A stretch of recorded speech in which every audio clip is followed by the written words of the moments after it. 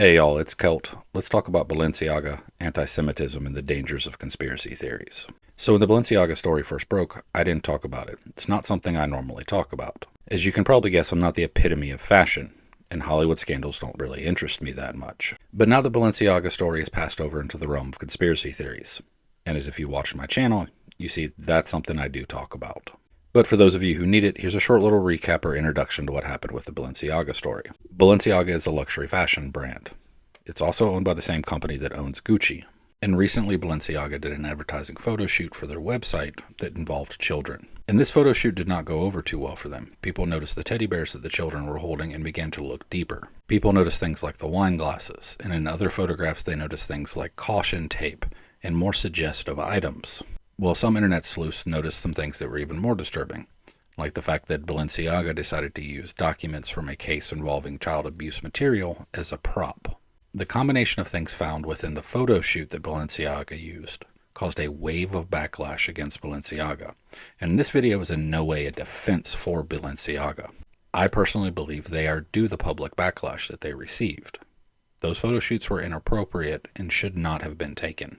The issue is that the public backlash about a very distasteful and inappropriate marketing campaign is now shifting into anti-Semitic conspiracy theories that are being used to fuel violent extremism. In addition to that, pushing these conspiracy theories distract from and take resources from actual victims of child abuse and exploitation. So let's get into those conspiracy theories. We'll start with the light one. This is Ella Emhoff. Now, you may not know her very well, but Ella is the #1 reason why the Biden administration has stayed so silent on this Balenciaga thing. Because Ella is not only one of the top models for Balenciaga, she also just so happens to be the stepdaughter of our vice president. Yeah, I totally wish that were a joke. Here she is at the inauguration with her mommy dearest. See, Ella actually got her start in modeling with Balenciaga, remarkably right after her mom became vice president. And over the last couple years, she stayed very loyal to Balenciaga, modeling with Kanye West and Bella Hadid. And the fashion world, they've said she's responsible for their shift in couture.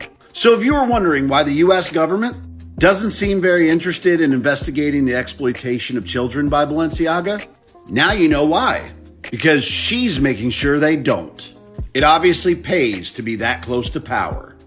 If you ever really pay attention to conspiracy theories, you see how they take a little bit of truth, make a wild accusation and assumption without any further evidence on it. Because it is true that Vice President Harris's stepchild has modeled for Balenciaga. They've modeled for other companies too, and they're not one of Balenciaga's top models. They've done a few fashion shows for Balenciaga under their new modeling contract. Regardless of that, there's no evidence that Vice President Harris's stepchild is causing a cover-up of the Biden administration not investigating Balenciaga. Because at this point, there's really nothing for the government to investigate. There is no evidence that this is actually anything more than Balenciaga making a really bad marketing campaign decision. For this to be evidence enough to involve a government investigation, that would mean that Balenciaga was secretly running a child exploitation ring and just decided to put evidence within their photo shoot waiting for random people on the internet to find it. Think about that for a second. A multi-billion-dollar company running a child exploitation ring and deciding to put evidence of it within one of their photo shoots and post it online. If you are doing something that you want to keep secret, you don't put little clues out for people to be able to find. The other explanation they could try to use to claim that this conspiracy theory was true was this idea that somebody is trying to sneak one past Balenciaga, saying that they snuck this stuff in so that we could figure it out and they could expose Balenciaga. And the reason why Balenciaga can't escape accountability for this horrific photo shoot is the same reason why no one could be able to sneak something past Balenciaga in this photo shoot. And yes, it is true that Balenciaga is trying to say that somebody else is responsible for the things that are involved in this photo shoot. But that completely ignores the fact that multiple people at Balenciaga would have had a hand in approving this photo shoot before it ended up on their website. Multiple executives, multiple crew members, and multiple web designers would have seen these images before they were placed on the website and signed off on them. Companies are highly protective of their brand, so the likelihood that no one at Balenciaga knew what was in these photos is next to zero. Meaning Balenciaga can't say that somebody else is responsible for these photographs, and conspiracy theorists can't say that someone is trying to sneak one past Balenciaga. So the idea that the government needs to investigate Balenciaga for child exploitation is just ridiculous. Maybe for bad advertising or improper content, such as like the Janet Jackson Super Bowl slip, but that would be the extent of it. But as ridiculous as that conspiracy theory is, it's not even the worst one that's out there. The satanic panic and anti-Semitic QAnon conspiracy theories have now latched on to the Balenciaga scandal. So we're going to take this one piece by piece. If you seriously think that this whole Balenciaga scandal thing is just an accident, watch this video because they absolutely knew what they were doing the entire time. They just want to see what they can get away with. So this is an image that was featured on their homepage. And as you can see, there is some caution tape right there. And if you zoom in, you can see that they spelled Balenciaga, but with 2 A's. How would they accidentally spell their own brand name wrong, put it on caution tape, photograph it, and then feature it on their homepage without noticing? That was on purpose. Well, if you type that spelling of Balenciaga into the Latin to English translation on Google, it says Ball is the king. Balenciaga is not how you say ball is king in Latin. Yes, if you purposely break up the word and misspell it and put it into Google Translate, it will tell you ball is king is the translation. And this is because for many languages, Google Translate is not a good translation tool. So these are screenshots that I took. You'll see that if you do put in Latin to English, type in Balenciaga misspelled and broken up, it does say ball is king. But it also tells you to translate it from another language. You can see right there where it's suggesting a different language to try to translate that from. But we'll get to that in a second. If Balenciaga is Latin for ball is the king, we should be able to ask Google Translate to take the English phrase ball is the king and then translate it into Latin and get the same thing. And we don't. We get ball est rex. Because that is how you would say ball is the king in Latin. Ball est rex. Now, just for fun, let's take Balenciaga broken up just like they did, without the extra A in the misspelling of Balenciaga, and see what we get. And you get play the ball, with it suggesting we tried translating it from Spanish. Interesting enough, when you try to translate play the ball in English to Latin, you don't get Balenciaga either. And that's because Google Translate is not a good translation tool for Latin.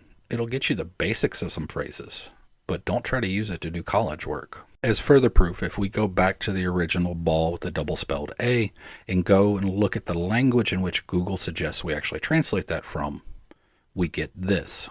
It just translates into a gibberish phrase. Even Google trying to suggest a language that we should use gives us gibberish. Even when we try to tell Google to detect the language that Balenciaga spelled this way, broken up this way, supposedly is, it gives us gibberish. And the easy explanation for all that is Balenciaga is not a secret word. It's a name. It's the name of the original designer that founded that company. And it's not Latin. The designer is from Spain. And who is Baal, or Baal, however you say it? He is an ancient god mentioned in the Bible that demands child sacrifices in exchange for riches. Pause to read.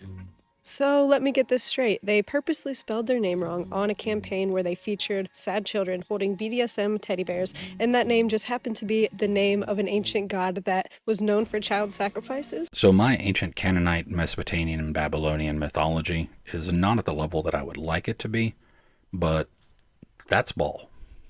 Like, that's actually a statue that we found representing the deity that is known as Baal. So that image she's showing, I did a reverse image lookup on it, and the earliest reference I can find is from 2010, and they're all Christian gospel sites. In fact, I looked in multiple encyclopedias and history sites trying to find an image of Baal. And you don't get that picture, you get the statue picture. So I have no idea who that is a picture of, but I'm going to assume that it's not Baal because it's not listed in any academic sources and just gospel sites. And fun fact, Baal is an ancient god. It's also a title, meaning Lord. Baal was a god of fertility, and if you do the searches on the encyclopedia sites, both Encyclopedia Britannica and another one, for the word sacrifice, it's nowhere in that article. So yes, while some ancient cultures did practice human sacrifice, there's no scholarly sources that I was able to find that listed Baal as a god of child sacrifice.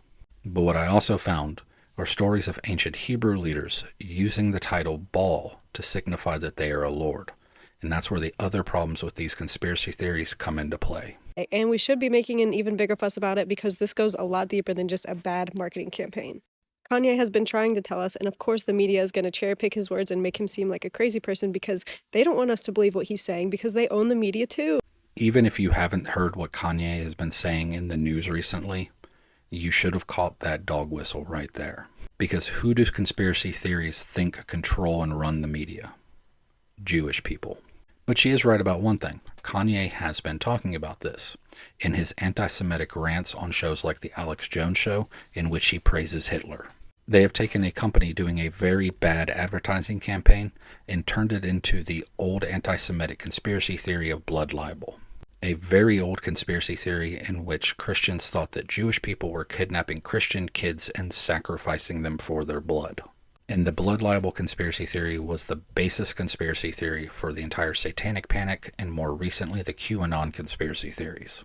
So yes, be angry at Balenciaga for how inappropriate and disgusting they were with their advertising campaign. You can boycott their stuff if you want. You can put pressure on celebrities and influencers who work with Balenciaga to stop promoting their brand. But realize these conspiracy theories pushing the idea that Balenciaga is actively trafficking and exploiting children are rooted in anti-Semitism. And pushing these conspiracy theories is going to do nothing more than increase the amount of hate crimes committed against the Jewish community by violent extremism and take away resources from actual exploitation and trafficking victims. Because while you push the government to investigate Balenciaga for exploitation over a photo shoot, those resources would be better served helping children who are actually being exploited by people like their family, their friends, and the clergy. So as always, when you see something like this, take a moment and think critically. Weigh the evidence that they present to you, or in this case, the lack of evidence, and you'll start to see it crumble apart.